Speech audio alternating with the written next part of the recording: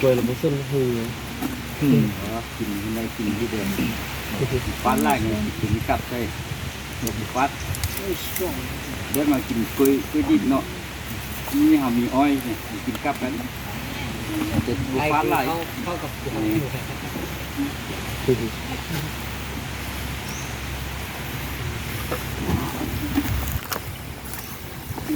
กล้วยไล่แล้วมันกินไม่ใช่เนี่ย หลับเลย รับกัน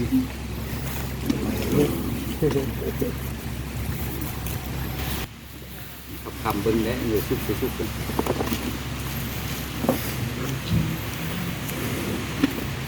เดี๋ยวมีสึกตัวหน่อย มันร้อน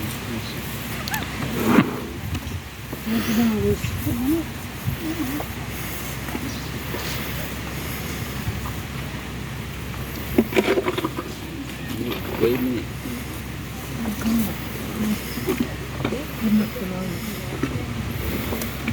โอ้มันมันก็ทำอะไรดี